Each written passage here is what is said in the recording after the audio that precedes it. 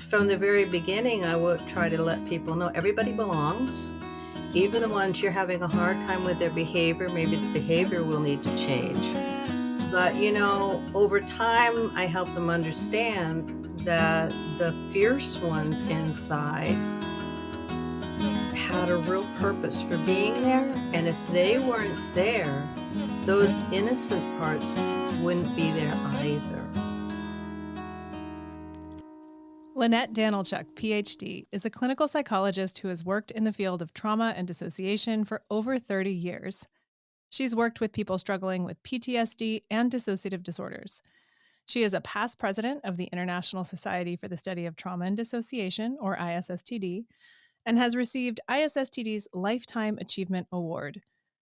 She's currently doing consultation work with therapists all around the world and completing the second edition of the book she and Kevin Connors co-authored, Treating Complex Trauma and Dissociation, a Practical Guide for Navigating Therapeutic Challenges. I could say so much more about Lynette. I met Lynette when she brought me into the world, and I'm so lucky that she's my mama. I call her Noonaheeyot, which you'll hear me say throughout the episode, since it's pretty much impossible for me to call her anything else. I feel very lucky to have her, and I'm happy to share her with you today. Without further ado, let's welcome the Noonaheeyot to the show. Welcome back to Season 2 of the How We Can Heal podcast. I so enjoyed sharing Season 1 with you, and we have some incredible guests coming on for Season 2. I created this podcast because the hard times seem to just keep on coming these days. These guests and I have committed our lives to healing work and to fostering health and joy in the world, even as we work through the impacts of trauma and face deep challenges. So let's dive in and let's all keep talking about how we can heal. Okay, here we go. Noona, noona, noona, noona, noona, noona,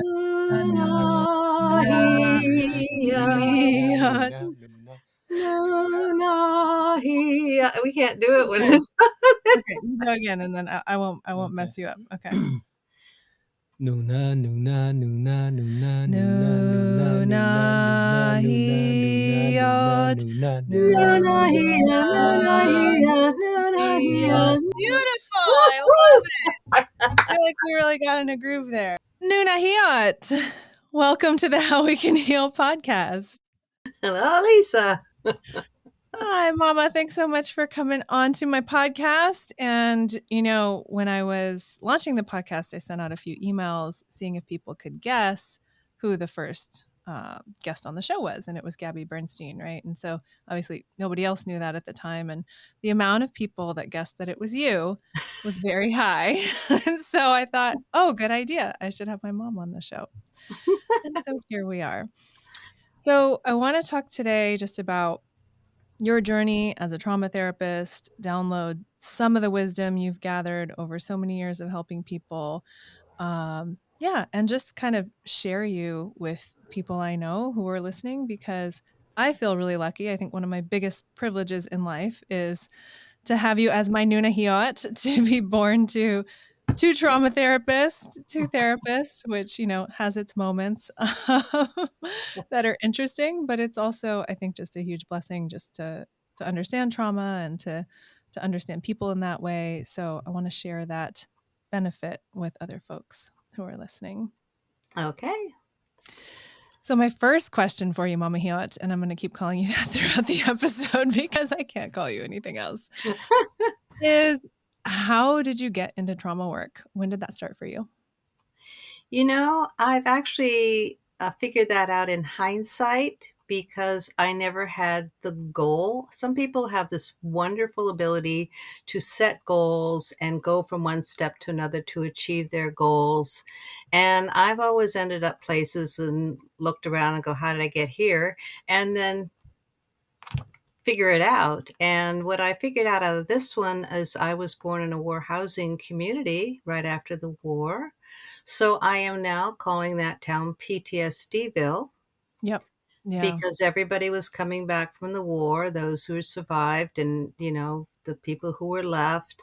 And that was just part of the town's culture. And we all dealt with it one way or another. People supported each other. My dad was very instrumental in that. Yeah. And I grew up like that. And then my main interest was in people. I would just go after being with people and teaching kids and being interested in people. And I kind of wandered around and followed my natural inclination and intuition, and a lot of intuition, and found myself just learning and picking up things along the way. Went to seminary and didn't want to preach, but liked the chaplaincy work with people in the hospital, Yeah. liked being there for them. And then I decided that I was actually very interested in all this psychological stuff, but I never ever said to myself, I want to be a psychologist. This is really interesting. Never. Mm. Mm-hmm. I got into graduate school, and what I was really interested in is what is health? I Yeah. want to know what health is. I'm studying health, which was kind of not the main subject in most grad schools, but the one I picked, I really liked it because they basically said you need to see the human being within themselves as they are, and their family and their system. And then you need to figure out how what they're doing might be working for them. Mm. Mm-hmm. In other words, it's the whole kind of growth model that if somebody's doing something, it has to be serving some purpose or they wouldn't be doing it. Yes. And so even they talked about people have a shadow side. Well, what would they be like if they did not have a shadow side? How might having a shadow side actually contribute to their ability to survive and live? You know, Yes. that little boost of strength or anger that makes somebody stand up for themselves. Yep. So, and the other thing that I really liked about that grad school is every professor had to share their mistakes. Yes. So, and it was lovely to hear what people had done that worked and what people had tried that did not work. Mm. And they went around at one point and said, here's the case. Everybody give me your idea of what you would do first. And we all went around and gave the idea of what we do first, each of us wondering if we got it right. And the professor said, you're all right. Everything Yes. everybody said is correct. And you're all approaching it a little bit differently, but that's okay because you are different. And there is the value of the personhood. Mm. So I think what happened is out of that grad school, I got invited to do an internship at the Vietnam Veterans Outreach Center because at least one of the students in the school knew me and was in that situation and Mm-hmm. thought I'd be a good match. And it really worked amazingly well. I just went in and said, where are the women's programs? What do you have for the spouses? You Mm. know, where's the couples group for these people? They need them.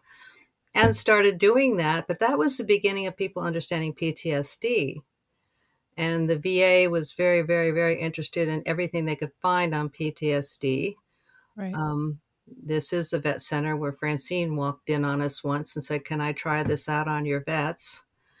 Francine Shapiro. So that was way Trying back out then. EMDR. Yeah, I'm doing this thing and I want to try it out and see if it works for anybody else. And you have to try it on us first. Um, so On the practitioners, on the therapists first? on the on a staff, Yeah. we had her in the staff and said you have to try it on us first. Nice. We vet you Smart. first, and then we'll, Did it did did Francine do EMDR with some of the vets? Do you remember yes. how that worked? Was it successful or helpful?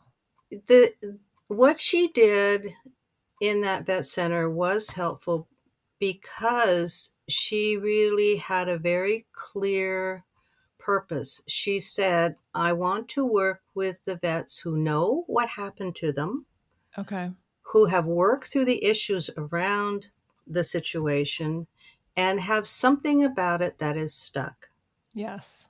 Yeah, that's very clear scope. So it's very specific technique in the context of a much larger actual therapy. And then Yeah. that worked. And Okay. then everybody misunderstood what she did Oh. And in the 90s. that's a whole other story. That's a I whole other I story. But stands out to me so much. I definitely feel like the apple didn't fall far from the tree because a few things you said really resonate for me. And the first one is, and I talk about this a lot when I'm supporting other people, especially when you're in a field that's evolving like under your feet, like the field of PTSD in psychology was and continues to during your career. And for myself, trauma informed yoga, like that wasn't a thing I could aspire to in high school or even in college, right? It wasn't really a thing. And so this approach of letting things evolve and trusting your intuition, I'm like, oh, that's where I got it from. Thanks, Ma. It's great. I mean, I think it's an amazing way to be, at the precipice of an evolving field, but it does take a lot of trust and a lot of listening to intuition. And I think there can be so much comfort in having this is my goal and these are the 10 steps to get there, and then I'm on step 3, and then I'll go on step 4, and then I'll reach step 10 and I will have my goal. I will be a medical doctor or whatever the thing is, right? I always think of people who are going for medical doctor because that is so structured, right? And you have like a plan for the first 30 years of your life pretty much laid out for better or worse going in, and it's really challenging for folks who are doing work that's evolving under their feet, I think, to not know at times. And we're in this time of unprecedented unknowns, and I feel like for so many people that can bring up a sense of anxiety, or just it can shake your confidence, all those things. So did that did that ever happen for you, or were you just sort of like, this is my process, it's fine? Oh, hell no. It was constantly, well, the constant thing that went through my head repeatedly at that point is, oh shit, what do I do now? Yeah, as you're And learning on the ground in the field. yes, and I remember specifically when I got out of the vet center. In the vet Mm. center, it was really nice. It was collegial, and if you had trouble or something might be difficult, they would actually have you bring another clinician in with you. They Yeah. had a sign out that said "No heroes." Mm. You have backup, but you Yes. go into private practice and you're in the room by yourself. And I can specifically remember sitting with somebody who was what they then called multiple personality disorder. Of course, we had no training in that because there was no training in it. Right. And so here I am sitting with somebody. I went to Lane Medical Library in Stanford and looked it up, trying to find something in a med search. Yeah. Nothing. No Mm. articles, no books. So I'm sitting with this person, and I remember the moment going, like, this one's yours. Yeah. I don't I know what had to do here. no idea. And at that point, what I did is I just stopped trying. Yeah. I stopped trying, and with everything I had, I showed up. I listened. Yeah. I listened with everything I had, trying to kind of get a sense and understand what was happening with this person. Yeah. And moving with how it evolved. Not It became much more comfortable, Ish. not knowing. Yeah. I began to recognize it as an open field Okay. where anything could happen, and things that I would never have imagined could happen would sort of come out of nothing, like creation came out of nothing. Mm. So, not having a script Yeah. was incredibly helpful for the therapy. Mm. It sometimes made me a nervous wreck, but it was incredibly helpful for the therapy. Because I think what's happening with the people that I worked with, who were all like, had extreme cases of what they call dissociative identity disorder, I would like it renamed dissociative identity adaptation. Mm. Mhm. That's way better. Yeah. They knew and didn't know what was going on. Yeah. So I knew and didn't know what was going on too. But Right. then we would work together to evolve an understanding of what happened. Yeah. which I think is way better than the therapist having a conviction that they know what's going on.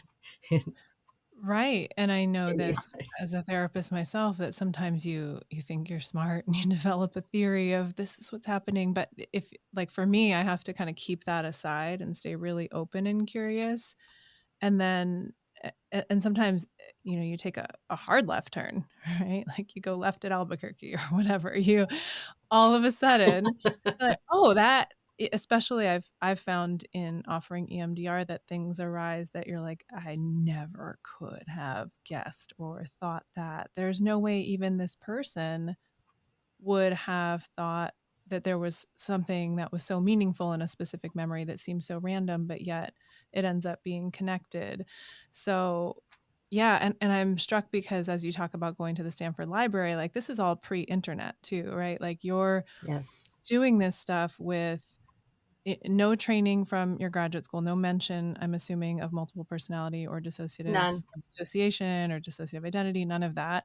So you're doing all of this just in the moment, learning that, being in that place of, oh shit, what do I do now?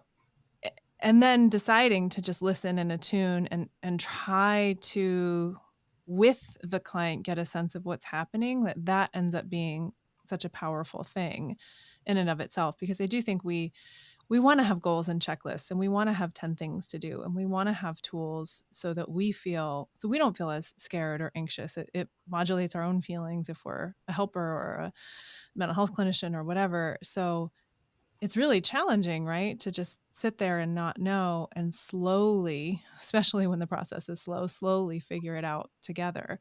Like that's not easy.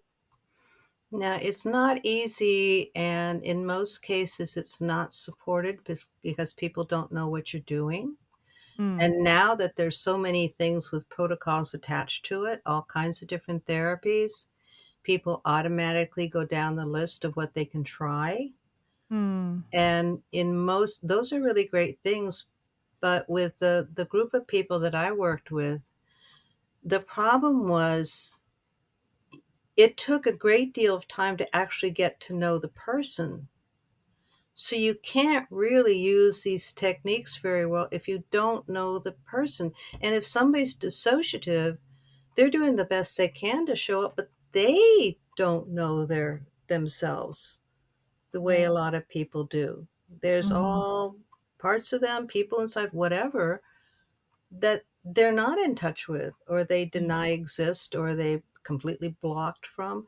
So the whole most of the therapy is helping somebody discover who they are. And if Mm, you get to the points where they have a good sense of who they are, you can use some of these techniques a little bit, but they're just techniques. They're not the therapy, especially not with this group. yeah. Yeah. You also mentioned earlier, and I share this, having an orientation towards health and wanting to build health. So how does that show up if you're, working with someone, there's parts of themselves they don't know, there's a lot that you don't know, there's a lot that they don't know, there's just all this unspoken, presence in their body, in the room. How do you approach that from a lens of health? Well, I assume that every person, every part of the person is there for a really good reason. Yeah. And it's like, having been trained as a family therapist in that grad school, I can see the person in front of me and I assume a huge family behind them in the room. It's their internal system. I imagine that everybody that I know of and don't know of is listening to me, and Yeah. I don't want to leave anybody out. And that includes what we call the heavies, the real bad guys. Mm, Because, and from the very beginning, I would try to let people know everybody belongs. yeah. Even the ones you're having a hard time with their behavior, maybe the behavior will need to change. Yes. But, over time, I help them understand that the fierce ones inside had a real purpose for being there. And if they weren't there, those innocent parts wouldn't be there either. Mm, mhm.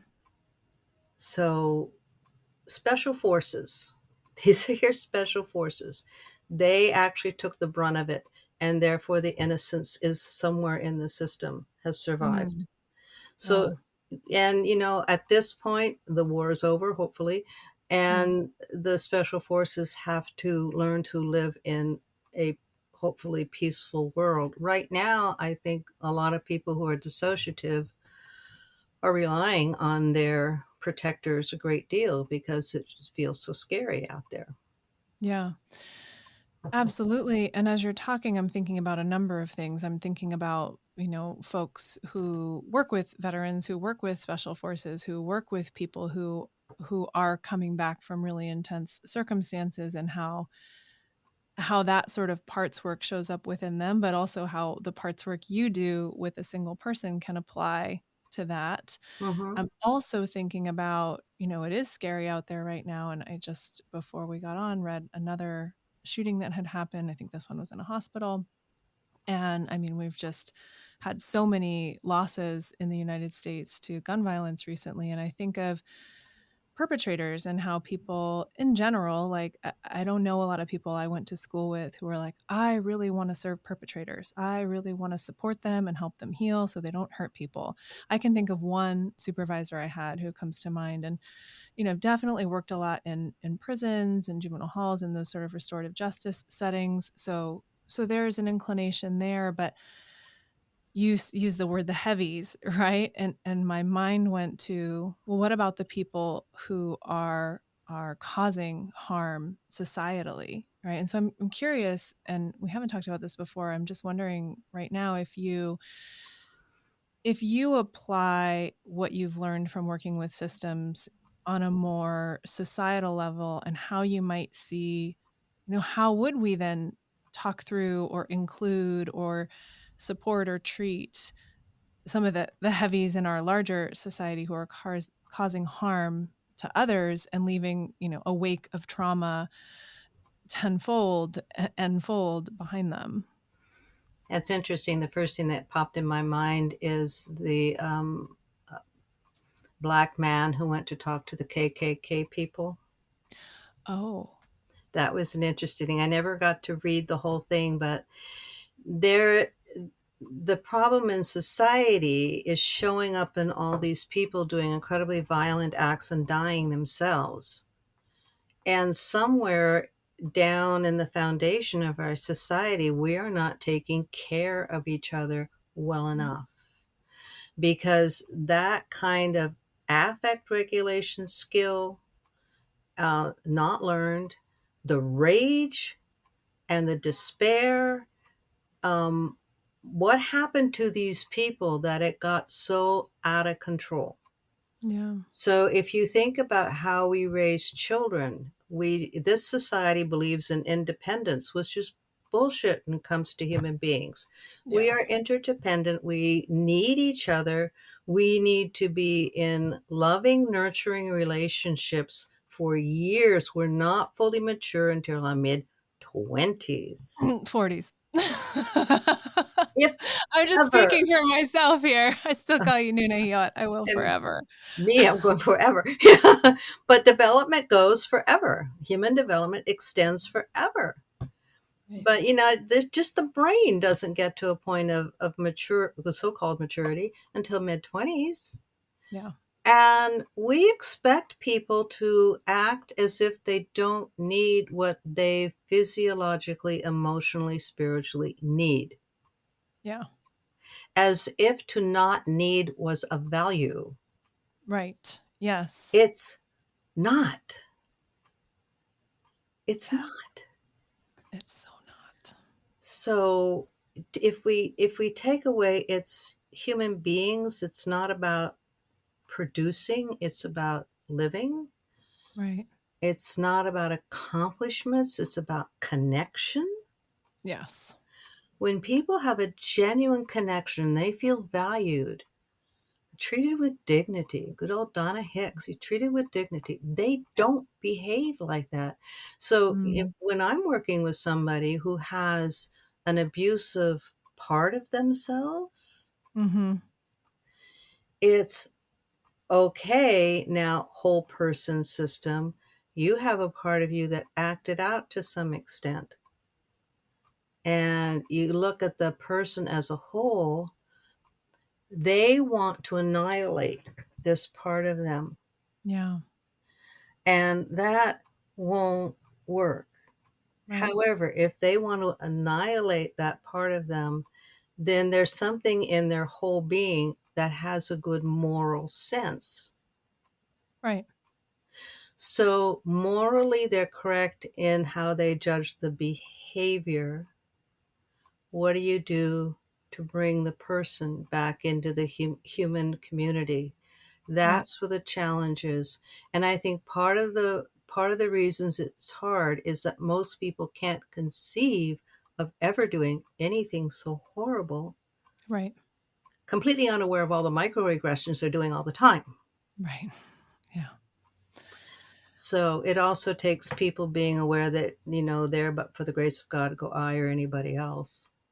And it takes people being aware of like part of what shows up for me when you're talking about this is the function of shame, right? Because it is really easy to cut off a part of ourselves and disconnect from it or judge it or call it wrong or bad. It's possible to do that with people too, and then to try to not feel the shame of it. But and that goes back to sort of guilt and shame. You're talking a lot about differentiating behavior from people, and if we can learn to hold the guilt of I did something wrong, or I hurt someone's feelings, or I did something that harmed someone else, if we can sort of metabolize that and change our behavior, that's a step in the direction, at least, of having empathy for when folks, create larger harm. And I recognize that I think this is really challenging because it's so easy in a lot of what we're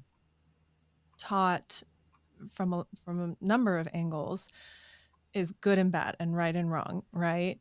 We're not really taught the gradients and the color palette of context and texture in between.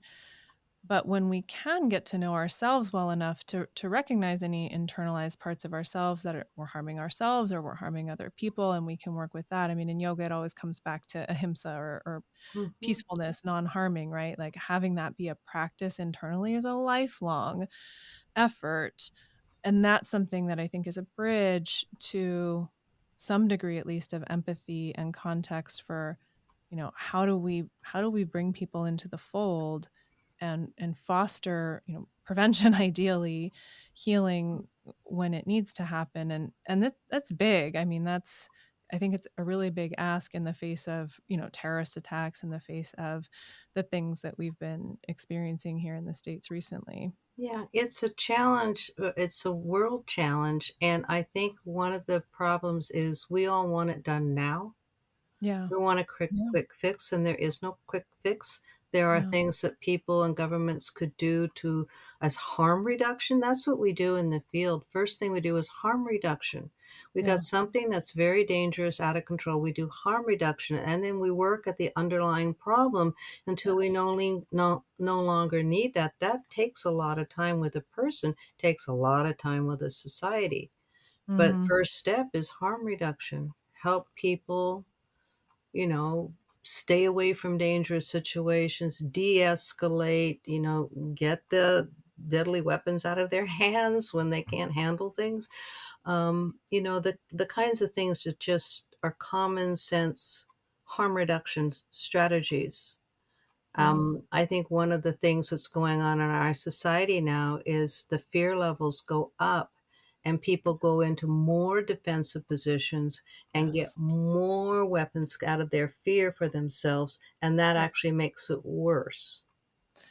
And understanding that can be helpful because I think a lot of what I've learned as a trauma therapist, in training from my right to right brain attunement from you and beyond, but really more, I think, recently as an adult, is like, I think of myself as like a teenager and someone who had sort of complex developmental trauma who went to my school. I might see them as a bully and feel very threatened and scared by them, right? Hmm.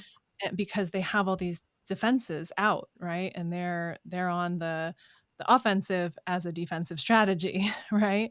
And I think over time, really learning to see people who are like, so now if I see a picture with someone strapped with guns around them, I think, what are they trying to prevent? Like, what are they afraid of? Yeah. Rather than, oh, they're so scary to me. I mean, I still feel that, but even more so, I feel, what, why? What purpose is this serving for you? And I don't know that a lot of people are raised or encouraged through education to ask those type of questions, right? Like, Yeah. why do I need this? What is it? How is it making me feel? Right. Right? Those are like, not everyone gets the, and how does that make you feel, repeatedly throughout their childhood, right? But if they did, it'd be like, oh, well, how does it make me feel to hold this? And how does it make me feel to whatever the behavior is?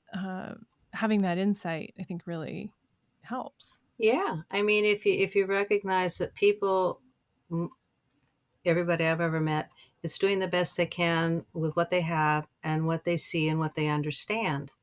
Yeah. And if their behavior looks off, okay, then what is it that they are attempting to do with that? Now, I think the desperation, despair, and terror in the society is really high.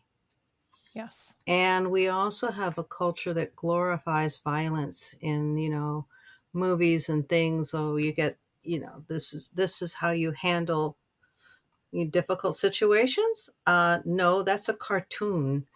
Um, that's not the complexity of human life. So Right. when somebody, starts talking about dignity between nations and how you treat each other with primary, we all have this basic dignity as human beings, and you start there, everything shifts. Mm-hmm. And in most cases, we're not there at all. We're all backed into defensive places and Right. reacting with whatever defense mechanisms we use. It's also Right. really interesting for people to know what their defense mechanisms are. Yes. It What do reminds you me of do first? You Delia in attack, you season 1 run, said, you people go used to numb. think you're What do you do? crazy for going to Fascinating. therapy. Right. I was just thinking, Delia in season 1 was saying, people used to say, "Oh, you're crazy for going to therapy." And she's like, "I think you're crazy for not going to therapy." Like, learn what your MO is and how you respond to Yeah. things, and it helps us to just understand ourselves and each other a little more. At least if we're self-aware, self-awareness is a hallmark of health, because if you're self-aware, you actually have the ability to decide whether what's coming up in your mind to do is really a good idea or not. Right. Yes. You have that nice little screening mechanism saying, don't say it like that. Yes. Yeah. So you were also alluding earlier to, well, you were talking about, how we care for each other, how we care for infants. I'm curious how you feel like attachment folds into all of this, and that might be in how it applies to the work you've done with individuals, how it applies to our society more as a whole. What are some maybe dynamics or things you see there? I think it's a fundamental for human beings. We are completely helpless babes in arms for almost the first year of our lives. We are completely dependent on other human beings. And that's not only physical, it's emotional. And then we've got all these studies that say the gaze, the eye gaze, the distance is perfect for focusing. And in relating to mom, dad, siblings, whatever, that baby's brain is creating the connections for connection and compassion and getting reflected back as to who they are, and they're valued and they're cherished, and they just soak that in. And that is a wellspring of resilience and satisfaction and just connectedness inside.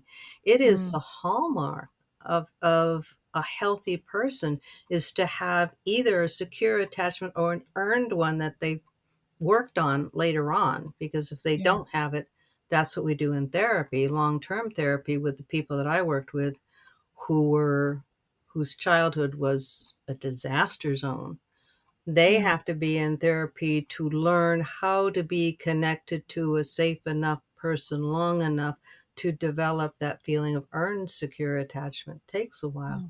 But if you Yeah. have it when you're born and the family thinks you're the best thing that ever happened, Yeah. and you're cherished and people light up when you walk into the room, wow, what a difference that makes. And Mm-hmm. and people who have the really violent people have cold or absent mothers and judgmental fathers or absent. It's Yeah. striking. It's Yeah. striking. You want a terrorist, you go to an orphanage and you pull Wow. some of those kids. A Yeah. That bad or either a, had. a not good orphanage. Yeah. Yeah. They're Because not caring for people. there are loving ones out there too. But yeah, I'm Yeah. thinking of when I was in Tibet where there was like a mom and dad figure for this whole family of like 17 kids and teenagers, and they can have a really loving feeling. But if you have that lack of parental figure and or that, absent parent, the judgmental parent, Hmm. like that, then there's none of what you just described. There's none of the, oh, hey, here you are. I'm so happy to see you. There's no connection. There's no sense of safety, right? To just be yourself. And there's no there the wiring in the brain doesn't happen. Yeah. That crucial wiring for connection with other people doesn't happen, which is tragic because you It end is. up with people who have no ability to feel connected to another human being. So, what do they do in the world? It doesn't really matter because it doesn't really affect them. Right. They'll do whatever. That's a And that's where psychopath. that, They don't have the wiring for right. compassion or connection, and they are potentially very dangerous. And that's where that earned secure attachment comes in of, Yeah. and this was so much of my work in graduate school was like just having one counselor or coach or someone who sees you, supports you, recognizes your strengths and talents, right? And that can be during development, great. If not, it can be a therapist or a therapeutic group. But that is so valuable, right? And it strikes me because I feel like people talk about therapeutic skills as like soft skills, right? It's like, oh, these are people skills, they're soft skills. And it's like, when you put it in this context of how, well, no, it can actually prevent psychopathy. Like, Yes. that's Yes. a pretty hard skill. It's definitely a valuable one, right? It's definitely a very valuable one because I feel like when people say soft skills, also sometimes there's a little current of dismissiveness to it. Like, oh, yeah, but what can you really do? It's like, well, It's the have you prevented baseline a for your psychopath life. today? It's the baseline for your life. The other Yeah. thing is that is part of the society problem that devalues love, care, support, and the human connection and values productivity. Yeah.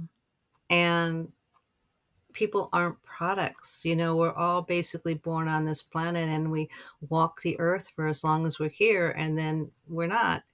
And, you know, we're all fellow passengers on the planet at the moment. It'd be nice to kind of hang out nicely with each other. Yeah, definitely. If you're into this podcast, I've got more goodies for you. My audiobook, Yoga for Trauma Recovery Theory, Philosophy, and Practice, just came out on Audible.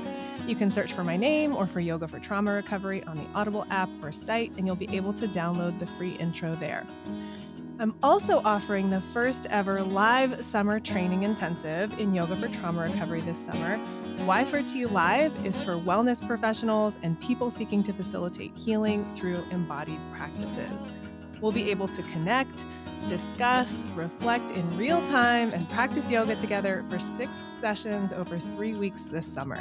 I'm super excited about this, and I'd love to invite you to join. You can get all the info at howwecanheal.com/live. That's howwecanheal.com/live.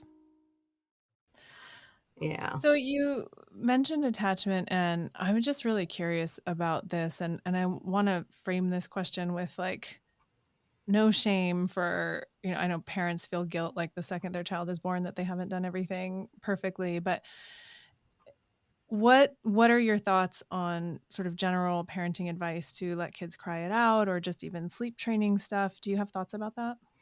Yeah, they had that going when I first had Mike, and they said, and I tried it for 15 minutes, and then it felt totally wrong. Yeah. And no, you don't let a child cry it out because they shut down. That's Mm, not good. A child's cry is the only communication they have. right. They can't do anything for themselves at that age in infancy. They Hmm. can't get up and take care of their own needs. They need somebody to help them. And they may need food or changing or something. They may just need to feel held.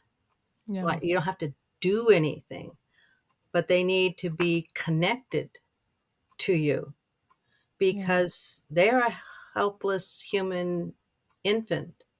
And if you put a human infant down in the wild, that's life threatening. Right. So Yeah. if you put a child down in the dark and leave, their nervous system does not know that you're coming back or that they're in a safe place. Yeah. So they cry and you come and you pick them up and you reassure them. And over time, they get the pattern that this was okay and you're coming Mhm. back.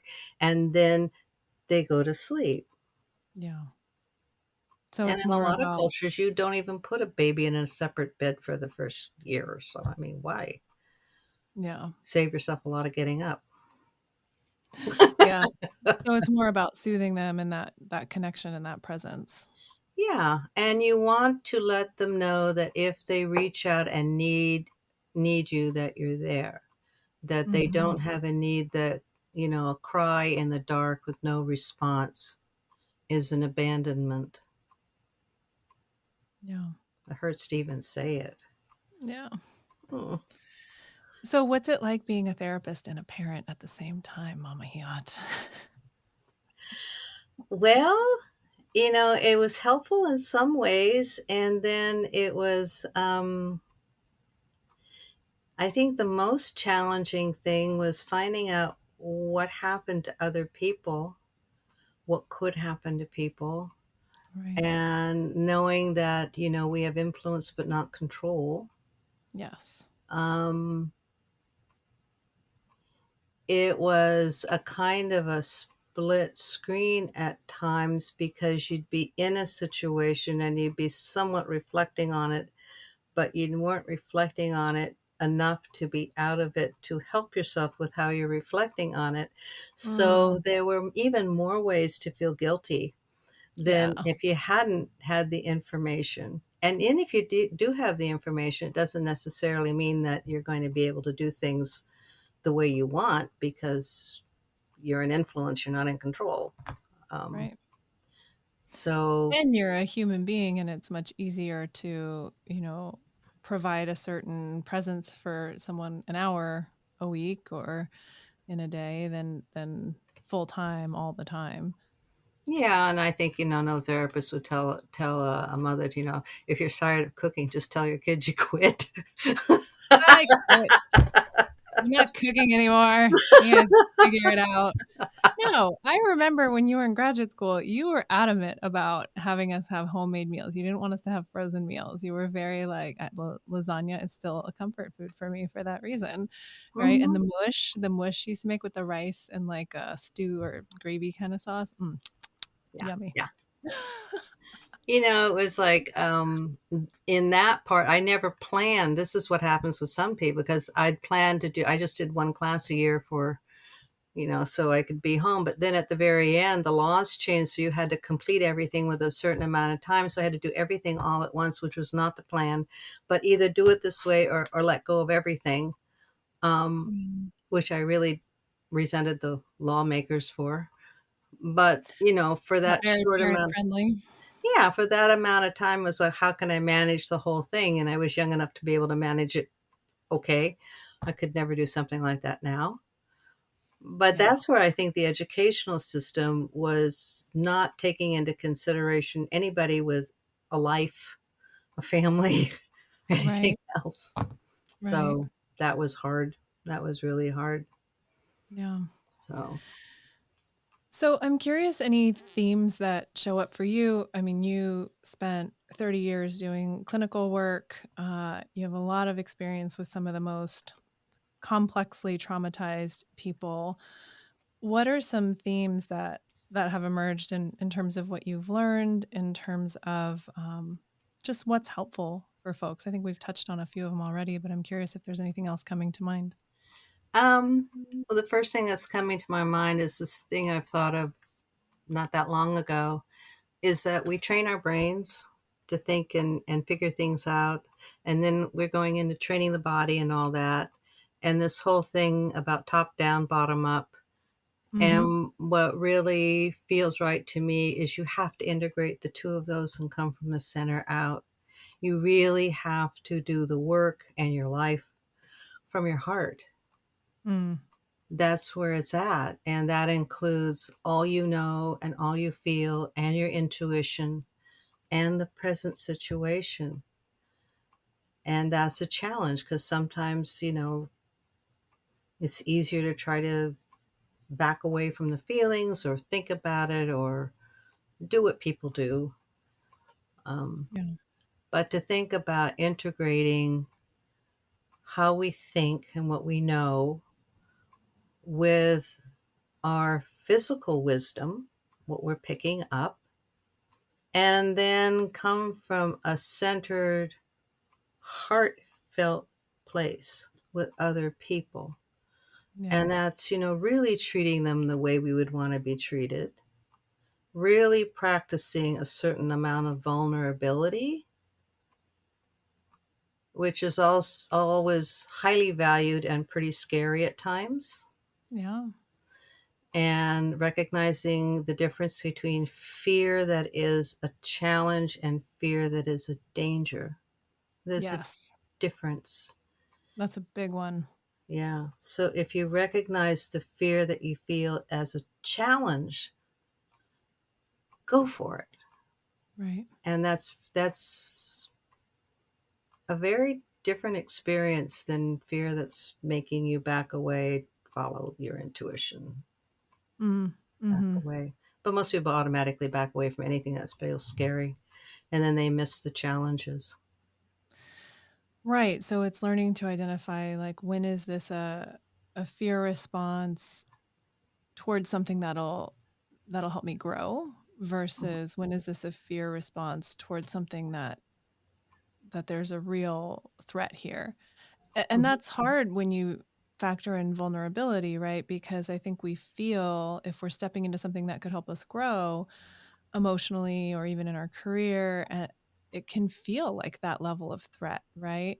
Especially if we've experienced abuse or bullying. It's like, well, those voices come back and you go, oh, I Mhm. can't do that thing because it isn't safe, right? We have, based on experience, we feel like it isn't safe, although the circumstances may have shifted. Yeah, and that's when the body will automatically go into a fear response if there's been a history there. And Yeah. then the mind acts like the good parent and comforts the frightened body and said, that was then, this isn't now. This isn't Mhm. the actual danger. This is a challenge. Mhm. And people can learn to do that. They can also learn the difference in how it feels to pick up on dangerous cues from another person, Yes. or just that that person looks like somebody that I used to know who was dangerous, but I'm not picking up this. I'm Right. triggered because they look like them. Are you picking up that same? No, Yeah. no. That's tough. That's some real discernment right there.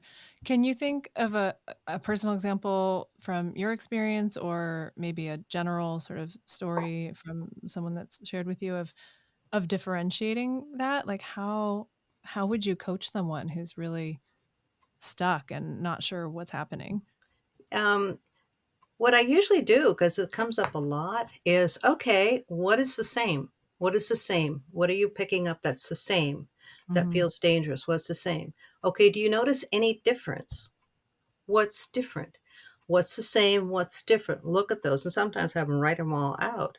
What's the Yeah. same? What's different? How important is the same stuff and how important is the different stuff? Because the same stuff might be, they look like the person that hurt Right. them. Yeah. What's different? Well, the energy is really different, and they're being very polite, and everybody seems to get along with them. And, personality wise, they appear to be very different. Okay, notice that and continue to notice it and continue to notice it. And don't make yourself do anything that goes against your feeling of physical safety, Yeah. but continue to challenge how valid that is in regard to this person. Yeah. Check it out, check it out, check it out. You're not going to go off a weekend with this person, but you're just going to check it out. You're going to observe them. You're going to pick it up. Yeah. And so you're honoring your system, picking up on potential danger. And if it's not accurate, you're calming it down Mm. gently. Mm-hmm. Because if another person walks in that's dangerous, you want it on guard again. Right. And it's making me think too of when I used to work with teens who were experiencing commercial sexual abuse. And this was in Oakland, and I would take them to the supermarket. We would go get lunch in different restaurants and things. And I remember like walking into Whole Foods with one of my clients and someone approaching us that I got immediate full body, like emergency vibes, like do not engage, distance yourself. And my client was very oriented to them, right? Like engaging and like, oh, hi, how are you? And I was like, nope, nope, nope, we're going this way. And so that's almost like the reverse of learning, when is that safety gauge on and when is it off and when is it flipped? And that was a really interesting part of that work, because I would have to sort of describe, this is what's happening for me. What are you feeling? Right. Yeah. And it kind of felt like a mess. It felt like a soup of like, how do we work our way through this? Well, you had a person who was probably into a fawning response. Yeah. Because if you have a perpetrator, then quite often the one that's being abused, in order to, damage control, they'll be Yeah. fawning to this person, hi, and, and all this kind of stuff, Mhm. because it minimizes the danger. Right. Yeah. But if you're not in a relationship with them, you have your response like, holy shit. Yeah. Nope. Nope. Nope. No, no, no, Yeah. no, no, no. Yeah. Yeah. Yeah. But people who've been raised like that, or in that, they know how to appease the abuser to minimize the damage. Yes. It's survival. Yeah. 100%. Hmm. So, what would you say to someone who's just struggling right now? We've been through a lot of collective trauma in the past few days, weeks, months, years. What advice would you have for someone who's just having a hard time emotionally? Um, Make it as quiet and peaceful as you can tolerate, which means for some people, put on music that kind of takes you a different place, or Yeah. go for a walk, or play with your dogs or your cats. Do things that give you a break, because when there's trauma coming at you and at you and at you and at you, it drains your whole body, mind, spirit. It drains you out. So you're Yes. running on empty, and that's why it feels barren, and, you know, there's nothing there after a while, Yeah. burned out. So you need to actually set the rest of the world aside that you're not immediately interacting with, and find ways to feed your body, mind, and soul. Yeah. I remember you saying it once, you need to come from a place of fullness, which is true. That's when you do your best work. And this is a long term project. So, in order to sustain yourself in this process, you have to sleep well, eat well, get your exercise, find some joy in Yeah. something. Yeah. In something, it might be you just saw this amazing flower on your walk or something, or you talked to a friend, or you heard the birds chirp or something. Yes. It can be little, it doesn't have to be big, but to pay attention to those things and let them feed you. And then, to not buy into the helpless, hopeless, nothing will ever change mindset. Mm, yes. It's always changing. Mm-hmm. Always. So I have two follow-up questions for that. One is, what would you say to someone who's maybe just realizing maybe they're experiencing some dissociation and maybe it's unclear? Where would you point them in terms of resources or next steps? Oh, good question. Dissociation is a circuit breaker. It's when things get overwhelming, you leave. And so, for people, if they've got dissociative issues, dissociative identity, adaptation, or depersonalization or derealization, I'd send them to ISSTD, find a therapist list, Yeah. and get a therapist. And I would also say, really look at your life and what may be adding to your stress that you can take out of your life. Mm, Recognize your nervous system is on overload, so it's blowing fuses and you're going somewhere else. yeah. Um, and I know that a lot of people, when they're in that space, they will actually like go into the computer, the media, and stuff, and clutter their brains up even more. Yes. Mm-hmm. And take a walk, you Yeah. know, move your body, calm your mind, move your body. The brain is short circuiting, move the body. Yeah. So, yeah, and it's not easy because, you know, the brain wants to, what about this? What about this? What about this? All the time. I remember people getting caught up in the stuff on the internet. And I said, just track how you feel Yes. when you do a lot of that or less of it. Yes. Track how you feel. Before, during, And after. I mean, after. even for myself, I'll find myself going, maybe I'm logging into email to look for something and I see something else, or I'm logging into social media for a purpose, and then you get sort of swept away as we do, and then it's like, oh, my mood just shifted. What was that about? What did I scroll past? What did I see? What am I ingesting? Okay, time to log out. And sometimes it's clear, oh, that thing was upsetting, or, because you can scroll and see a baby was born and someone died and someone's lost and someone's kitten. And like, it's just this vast array of human experiences. And I think if you are ingesting them or attuning to them, it can almost feel like really jarring emotionally sometimes. And when something big happens in the world, then we'll have everyone's response and processing of that. And so I've definitely even noticed that just in terms of like a simple 30 seconds on my phone of like, whoa, I just got sucked into, like, I was good. I was like listening to music and cooking dinner. And then I went, oh, I need to text someone. Oh, look at this notification. And I got swept into like, now I don't feel good. Interesting. Right. And so, you can process that, you can resource that. But I think so much of the time we barely even are aware that that just happened. Right. We'll just sort of Mhm.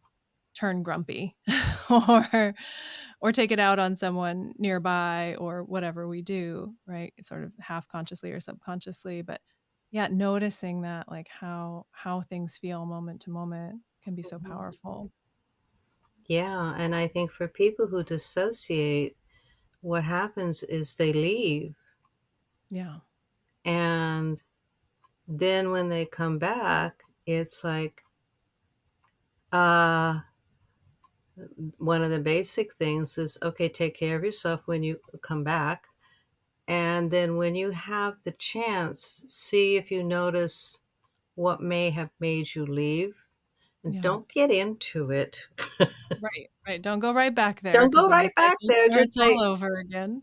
okay, no, I'm not going there. So if it's that kind of thing, maybe you need this kind of thing over here. Yeah. So, yeah, but a lot of it has to do with how, and this is the challenge for people who dissociate, is to be aware of yourself. You have to be aware of yourself enough in order to know how to take care of yourself. And so if people are dissociating, if they at least know I'm dissociating, I'm leaving, that means my circuit breakers are going off and I'm overwhelmed by something and I don't even know what. And it's fine if you don't know what. Just calm yourself down any way you can and be gentle with yourself. Mhm. Be gentle with yourself.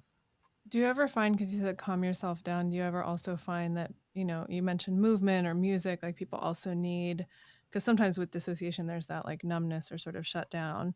Do you ever find things that people look to for more energy?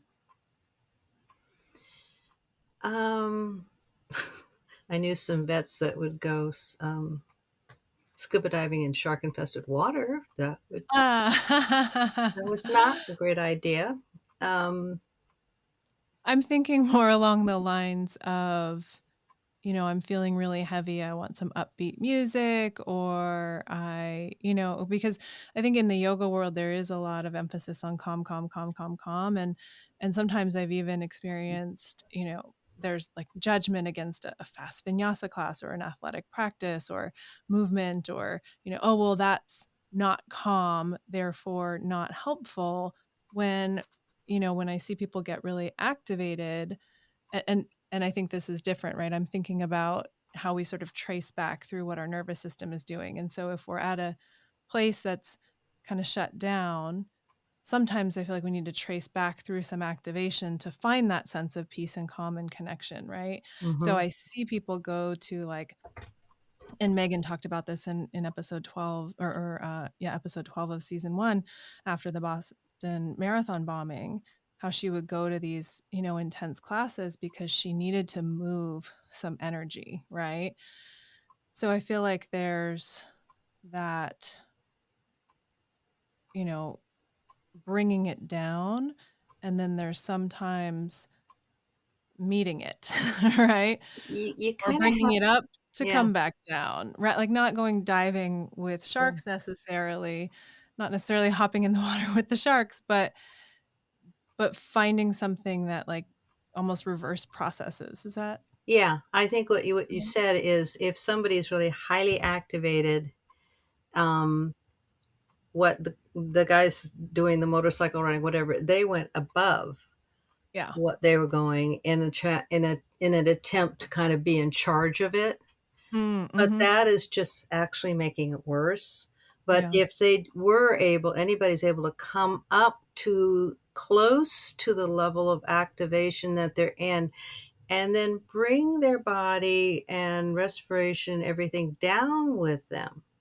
Yeah. So, I could think of people could put on some really fast music because they're blah, blah, blah, blah, and then Ah, dance for a while and then slow the music down yes. and slow the music down until you're doing something a lot smoother and more Yeah. regulated until you feel like you could actually sit down and relax for a moment Mm, genuinely. yeah. But yeah, That's exactly what Kira talked about last season too. She works with kids and does yoga, and she talked about like clapping really fast, clapping, then slowing it down and then waiting, like that moment of pause. Oh my God, are you going to clap? You're not going to clap. And then everyone's still. She's got like a whole room of kids and they're like waiting for it. yeah. So that's, yeah, a helpful transition. I think we talked about this before too with people that I worked with who were highly, highly activated, and they'd be talking really fast, and they'd be way up here, and they're high pitch, and they're talking, and to go up, whoa, you're really, really, really active, not as high, but almost. Get close enough to reach them, and then go. And Yeah. I'm really having a hard time understanding what you're saying. Whoa, whoa, whoa, whoa, whoa, whoa. I'm wondering if we can slow it down a little If bit. you, So, I really need you to slow down a bit so I can hear you. I really want to. How don't you have a seat here? Would you like something, glass of water or something? Okay. right. And you know it works when they go, Right? The breath, the spontaneous breath. the That's when you know it works. spontaneous breath. Yeah. I know last time we were talking about this, I said too, like I remember having a therapist who did that, like, but she didn't meet me where I was. I came in and was like, I'm really this and that. And she was like, So what I'm hearing is, and I was like, oh my God, you just like, my parents are trauma therapists, and you just double triggered me with low, slow talking while I'm not feeling that way. And so what I'm hearing is like, that was a double whammy. But it would have worked better if she had, met me where I was and then slowed down the pace of conversation over a few seconds, minutes, right? Like, because I wasn't in this moment, I still don't think I was like excessively activated. I was just like energized and telling a story, and she just brought it way down without ever meeting me where I was, and I was like, "Oh, this isn't going to work." Like, I can't have someone who's like just so trying to modulate me with their voice, but that's maybe a unique, growing up with therapists. I actually think it's something that, I know that I learned over time is that if you don't meet people where they are, they can't, most of them, at least a lot of the ones I dealt with, can't meet me where I am unless they switch, which is not what I'm wanting them to do, Right? you Yeah. know? So we have to meet them where they are and help them move to where they want to go, because we have to know where they want to go and Yeah. take them at their pace. Yeah. So, Okay, so I'm going to sneak in an extra question, which is for anyone, we talked about attachment, we talked about connection. What about for folks who are feeling like I'm feeling really disconnected, or maybe my attachment stuff is coming up? What are some words of wisdom for them? be kind to yourself in the midst of that. Yeah. I mean, literally, if there's no one around, hug yourself. Be as kind to yourself as you possibly can be. You know, it's really, really hard at times when people don't have someone around and they need human comfort. Yeah. So to give it to themselves as much as they can. And then when they have the opportunity to connect with other people, do so. Yeah. But I think when people get in that position, quite often they abandon themselves too. Yeah. And you don't have to do that. You can kind of go, this sucks and I'm here and I'll be as kind to myself as I can. Right. To stay with yourself. Yeah, stay with yourself as kindly, as much warmth and compassion as you can. Yeah. That's beautiful. So, what gives you hope at this point in your life, at this point in the world? Um, there is so much going on, which women gaining their voice and their power, young people not going into old systems, Mm, men feeling freer to not take on the old role, women not taking on the old roles. The whole upset around gender identity has, I think, to do with rigid roles that were not good for anybody. yeah. And the system is reverberating with all kinds of old stuff and new stuff emerging. It's a Mm, crisis period, and crisis means opportunity. So I think when people look out there and they see all the stuff that's going on that's scary and frightening, is to take as positive a step as they possibly can, because all of us together taking positive steps is going to make a difference. yes. Everybody counts. I love that. Oh, Mama Hiot, we could talk for much longer, but I think we're going to Yay. wrap up. I just have one more question for you, which is what's inspiring you these days? What are you working on? How can people connect with you? I am finishing up, I and Kevin are finishing up the second edition of our book, Yay. and that should go to the publisher within a few weeks. Yay. And I'm doing consultations with therapists around the world, actually, which is rewarding, and taking nice long walks. And I have Yes. a whole accumulation of books and puzzles and fun things to do. And hanging out with family is the best. And hopefully, COVID will go away enough so that we can go travel and spend time together and all that. I mean, it is still a very beautiful world. Yes, So definitely is. looking forward to exploring more. Yes. And can you say the name of your book? Treating Complex PTSD and Dissociation, a practical guide for navigating therapeutic challenges.